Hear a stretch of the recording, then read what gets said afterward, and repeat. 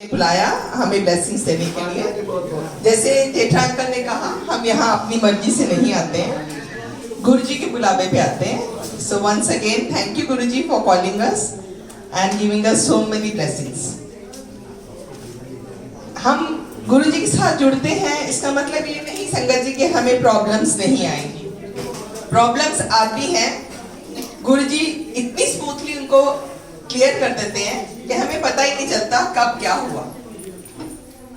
And और पता नहीं कितने जन्मों से हम जुड़े हैं, लेकिन आज मुझे काफी नई संगत दिख रही है, तो मैं अपना शुरू से सत्संग शेयर करती हूँ। इट वॉज 98, 99, 97 में मेरे अंकल को हार्ट अटैक आया था and we were posted in Bareilly. हमने uncle was working with Bharat Petroleum. हमने कंपनी से रिक्वेस्ट पे ट्रांसफर मांगी दिल्ली। अंकल को नोएडा ट्रांसफर दिया गया। हम कहते हैं हमने मांगी, हमने नहीं मांगी, सब गुरु महाराज की प्लानिंग होती है। सो गुरुजी ने हमें नोएडा बुलाया, हम नोएडा शिफ्ट हुए। एंड उसके बाद मेरी आंटी है, she was then chief commissioner income tax Delhi. वो भी बीमार थी, तो इसीलिए गुरु महाराज के साथ जुड़ी थी। तो गुरुजी ने एक दिन उनको कहा कि आंटी मैं तेरे घर आना, तेरे घर नू ब्लेस कर। सो आंटी के घर गुरुजी आए एंड वी ऑल नो गुरुजी जब आते हैं अपनी संगत साथ लेके आते हैं। सो आंटी ने बुलाया कि अंकल बीमार थे इसलिए कि हमारे गुरुजी आ रहे हैं। जनरली गुरुजी के पास कोई दुख तकलीफ होती थी, बीमारी होती थी, तभी लोग बताते थे कि गुरुजी के पास जाइए, गुरुजी हमारी सारी तकलीफें दूर करते हैं। सो इसी तरह हमें भी बोला गया कि आइए हमारे गुरु महाराज आ रहे हैं, उनकी ब्लेसिंग्स ले लीजिए। We all know we don't have to ask anything from Guru Maharaj. आइए माथा टेकिए, उनसे अरदास भी करने की जरूरत नहीं है, वो सब जानी जान है, उन्हें सब मालूम है कि हमें क्या चाहिए क्या नहीं चाहिए। जैसे ही माथा टेका, गुरुजी को पता था कि क्या प्रॉब्लम है। उन्होंने मेरे अंकल को कहा एक ओम पे लोटा लेके एम्पायर स्टेट आ गई। गुरुजी न्यू कि अंकल को तकलीफ है, अंकल बीमार है, हमने उनको नहीं बताया। सो नेक्स्ट डे हमने एक लोटा जो तांबे का था और ओम गोल्ड का बोला था, वो हमने लिया और अंकल सबसे पहले खुद गए एम्पायर स्टेट। मैं नहीं गई थी, मेरे बच्चे नहीं गए थे। छोटे बच्चे अलाउड नहीं थे गुरु महाराज के दरबार में, पर मेरे बच्चे थोड़े बड़े थे। सो जैसे ही अंकल गए, ऐसे भव्य दरबार सजा था, गुरु महाराज अपनी गद्दी पे विराजमान थे। गुरुजी को माथा टेका। इससे पहले अंकल बहुत एस्ट्रोलॉजी में बिलीव करते थे, बहुत जगह जाते थे, बहुत रिंग्स पहनी हुई थी उन्होंने और अपने क्या क्या अपने हॉरोस्कोप्स दिखाया करते थे। एंड मुझे लगता है आधी जिंदगी हमारी उपाय करने में लगी रही थी। सो आई एम वेरी थैंकफुल कि गुरुजी ने हमें जोड़ा और उन चीजों से छुट्टी मिली मेरे को। एंड देन गुरुजी ने कहा, अंकल ने सोचा कि लोटा लेके जाऊंगा, गुरुजी ब्लेस करेंगे और मैं वापस आ जाऊंगा, जैसे और पंडितों के पास या महात्माओं के पास जाता हूँ। पर संगत जी वहां ऐसा नहीं था। गुरुजी ने बोला बैठ जाए, इशारे से अंकल बैठ गए। ऐसे ही चाय प्रसाद आई, हलवा प्रसाद आया, फिर लंगर प्रसाद बटा। सब होने के बाद संगत पूरी जब हो गई, गुरबानी प्रसाद को मिला, सब लोग आंखें बंद करके मेडिटेट करके सुनते थे। और उसके बाद फिर गुरुजी ने इशारा किया, अंकल को बुलाया और लोटा लिया हाथ में और ओम कुछ ऐसे आंखें बंद करके उसको ब्लेस किया और बोले ओम गलेच पाले ते लोटे च पानी भर के सोना, सवेरे उठ के पी लेना है, जितना पी सकते हो पी लेना, बाकी का नहाने की बाल्टी में डाल देना। सो ओके अंकल वापस आ गए घर। अंकल ने नहीं सोचा था कि मैं दोबारा जाऊंगा, पर वो बुलाने वाले यहाँ तक या मंदिर तक गुरु महाराज, उनकी आज्ञा के बिना हम यहाँ तक एंटर नहीं कर सकते संगत जी। सो जैसे ही हम वहाँ अंकल घर आए तो वीकेंड में, और गुरुजी जो भी आता था उसको कहते थे आए होते आंदे रहा करो। अंकल को भी बोल लेते कि आए हो तो आंदे रहा करो। सो अंकल ने बोला कि वीकेंड पे कि चलो गुरु महाराज के यहाँ लेके चलता हूँ आपको। मुझे बहुत अच्छा लगा वहां जाके, क्योंकि हमारा बुलावा था और हम गए। मेरे बच्चे, एक 2 बेटे हैं, एक 10 साल का था, एक 13 साल का था, उनको भी हम साथ लेके गए। हमारा बहुत अच्छा लगा हम लोग को वहां जाके। एंड बच्चे भी गुरबाणी सुन के बहुत एंजॉय करते थे। उनको भी भर भर के गुरुजी ने एक प्रसाद खिलाया, जो वो अब कभी कभी मैंने सुना उनके मुंह से कि गुरुजी ने मुझे इतने समोसे खिलाए, गुरुजी ने मेरे इतने लड्डू खिलाए। सो गुरुजी ने उनको बहुत ब्लेस किया है and they are I think बहुत ब्लेसिंग्स हैं उन पे भी गुरुजी की। एंड उसके बाद फिर हमारी जर्नी कंटिन्यूड रही। एक दो इंस्टेंसेस सुनाती हूँ। जैसे आज आपको प्रसाद मिल रहा है, इसी में सारी गुरु महाराज की पावर्स हैं। आप लंगर एक एक कण कण इसका खत्म कीजिएगा, क्योंकि यही सारी प्रॉब्लम सॉल्व करेंगी। ऐसे गुरुजी ने, उनकी मौत होती थी, उठ के एक आंटी को 3 रोटी प्रसाद दे दी। आंटी से नहीं खाई नहीं, आंटी ने 1 खाई, 2 खाई, तीसरी आंटी ने लपेट के अपने पर्स में डाल के, पहले देखा गुरुजी देख तो नहीं रहे हैं, गुरुजी नहीं देख रहे थे, फोल्ड करके पर्स में डाल के वो घर ले गई। सो नेक्स्ट वीक जब वो आई, जैसे ही माथा टेका, गुरुजी कहते हैं आंटी इधर आ, तेरे गोडे कितना गुरुजी 85-90% ठीक हो गए, थोड़ा सा एक घुटना अभी ठीक नहीं हुआ। गुरुजी कहते हैं हाँ, रोटी में लेट के पर्स चबा के ले जाएंगी तो गोटा कितना ठीक होएगा। सो गुरुजी न्यू कि वो रोटी को फोल्ड करके अपने पर्स में डाल के ले गई। और ऐसे ही हमारी जर्नी कंटिन्यू रही। हम रोज मतलब वीकेंड्स पे जाते होते थे बच्चों को लेके एंड बहुत कुछ हुआ। एक आंटी को एक बारी गुरुजी ने, एक आंटी आई, रात के टाइम था, तो उन्होंने सोचा पता नहीं वहां जाऊंगी। रात गुरुजी रात को बैठते थे, क्योंकि गुरुजी का कहना था हमारा पहला कर्तव्य है अपना घर, सब तो बड़ी पूजा अपने काम में देखना, पहले अपने घर की ड्यूटीज पूरी करिए, उसके बाद फिर मैं संगत करता हूँ, फिर यहाँ आइए। सो वो आंटी ने भी सोचा कि भाई रात हो गई है, पता नहीं कितनी टाइम लगेगा, तो उन्होंने क्या किया, रास्ते में एक रेडी खड़ी थी, उसमें केले थे। रैंडमली उसने 2-3-4 थोड़े से केले लिए और गाड़ी में बैठ के जितनी उनको भूख थी उन्होंने 1-2-3-4 केले खा लिए। जैसे ही गुरु महाराज के यहाँ पहुंची, उन्होंने माथा टेका तो गुरुजी कहते हैं फिर आंटी कितने केले खाए, तू की सोचा मैं भूखा रखूंगा, लाओ भैया तुम लंगर खाओ। सो गुरुजी न्यू के केले खा के आई है। एंड उसके बाद फिर ऐसी ही जर्नी चलती रही एंड बहुत अच्छा लगता था वहां जाके। जब एक दिन बड़ा मंदिर बन चुका था ऑलमोस्ट, तो गुरुजी जब बन रहा था, थोड़ा थोड़ा रहता था अभी काम, तो कई संगत को लेके जाते होते थे रात को। तो एक दिन हम आगे रहने लगे तो गुरुजी ने क्या हल्ले नहीं जाना, असी बड़े मंदिर जावांगे। सो गुरुजी टुक अस टू बड़ा मंदिर। जैसे ही बड़ा मंदिर लेके गए गुरुजी, हमें वहां जाते ही उन्होंने हम पहुंचे जैसे ही, तो गुरुजी ने रैंडमली ऐसे इशारा करते थे, बोलते तो थे ही नहीं गुरुजी, बस इशारों में बोलते थे, कभी कभी बात करते थे। सो गुरुजी ने बोला कि ऐसे आजा, तू भी आजा, ऐसे इशारा करके। सो 4-5 आंटियों को बुलाया और हमें मंदिर दिखाने के लिए। एंड हम लोग को क्या पता कि गुरुजी ने हम 4-5 आंटियों को क्यों पिक किया।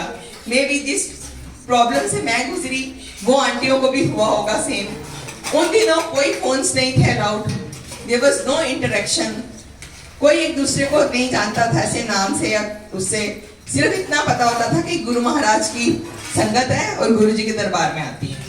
सो अगर आज पूछिए तो मैं उन आंटियों को नहीं जानती हूँ कौन। जैसे ही हम पहुंचे, गुरुजी ने कहा देखो इतने भी एक पत्ती बोलूंगी। सो वी ऑल नो कितनी ग्रीनरी है वहां, जो हमें समझ आया। एज वी एंटर तो it's in the form of Shivling. तो गुरुजी ने वहां जाके कहा कि ए शिवलिंग है ना जरा ਇਹਦੇ ਵਿੱਚ मैं 12 ज्योतिर्लिंगां ਦਾ ਸਾਰ ਪਾਇਆ, इधर आने के बाद ਇੱਥੇ आने तो बाद कितने और जाने की लोड़ नहीं है। सो आई थिंक हमें इधर उधर नहीं भटकना चाहिए। दैट इज द अल्टीमेट मंदिर जो गुरुजी हमारे लिए बना के गए हैं, द मोस्ट पावरफुल। उसके बाद फिर लेफ्ट साइड पे एक रूम है जहाँ गुरुजी की चोले डिस्प्लेड हैं। गुरुजी ने कहा ट्रीटमेंट रूम है, मैं थे कैंसर का इलाज करूंगा, ट्रीटमेंट करूंगा। सो गुरुजी अपने चोले में थे तब भी ट्रीटमेंट करते थे, लोगों के कैंसर ठीक करते थे। जैसे जेठा अंकल ने बताया उनके बेटे को ठीक किया, ऐसे मेरी कजन भी बोलती है थोड़े कैंसर के सिम्टम्स थे उनको ठीक किया। ऐसे ही सबके हार्ट प्रॉब्लम्स भी ठीक करते थे। तो हमें जो समझ आया कि गुरुजी ने बहुत पावरफुल मंदिर बनाया, बहुत सुंदर है, और यहाँ गुरुजी ट्रीटमेंट करेंगे कैंसर का, और हमें पता था वो तो करते हैं। बैकयार्ड दिखाया, सबको आज्ञा दे दी, सब अपने अपने घर चले गए। सो हम 2003 तक गुरु महाराज के वहां जाते रहे एम्पायर स्टेट। उसके बाद एक विचार उत्पन्न हुआ कि दूर पड़ता है नोएडा से, अब नहीं जाएंगे। वो गुरुजी की वो थी, गुरुजी की सोच थी कि नहीं इनको अलग डिटैच कर दो। सो गुरुजी ने हमें डिटैच कर दिया, हमने जाना बंद कर दिया। पर गुरुजी के दिए हुए स्वरूप थे जिसपे गुरुजी ने लिख के दिया था ब्लेसिंग्स ऑलवेज, किसी पे गुरुजी सिल्वर पेन से। दे were all in a house, हम जोत जलाते थे। अंकल ने ओम पहन रखा था गले में, जल आज भी वो लोटे का पीते हैं। सो एवरीथिंग कंटिन्यूड, बट हमें आज्ञा नहीं थी मंदिर तक जाने की गुरु महाराज के पास। हम घर से ही प्रे करते थे गुरुजी को। एंड 2004 में मेरे अंकल की ट्रांसफर होती है and we go to Kerala. Kochi में हमारी ट्रांसफर हो जाती है। एंड मैंने कई बार बोला कोची ट्रांसफर हो जाती है, हमने सोचा था वो भी गुरुजी की प्लानिंग थी। आज पता नहीं मेरे मन में क्या आया कि मैं ये भी शेयर करूं। गुरुजी की प्लानिंग थी वहां भेजने की, क्योंकि अगर अंकल यहाँ रहते तो कुछ ऐसा इनकी कंपनी में कुछ हुआ था कि उनको प्रॉब्लम हो जाती, उनकी सीबीआई इंक्वायरी हो जाती। सो अंकल को हमने सोचा हमारे साथ बुरा हुआ, हमें कुछ पनिशमेंट पोस्टिंग पे इन्होंने इतनी दूर भेज दिया, पर वो भी गुरु महाराज की वो थी। अंकल को उन्होंने उस झमेले से दूर करने के लिए इतनी दूर ट्रांसफर करा दी। सो थैंक यू गुरुजी। आज पता नहीं मेरे को क्यों ये बात ध्यान आई।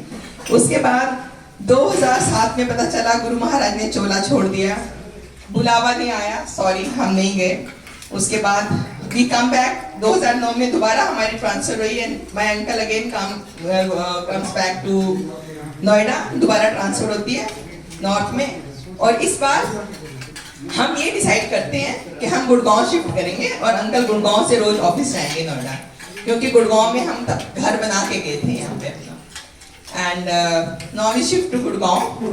2009 में हम आते हैं। 2010 में गुरुजी एक आंटी को मेरे घर भेजते हैं जो गुरुजी की इंट्रोडक्शन देती है मेरे को कि गुरुजी हैं, उनका मंदिर है भाटी माइंस के पास।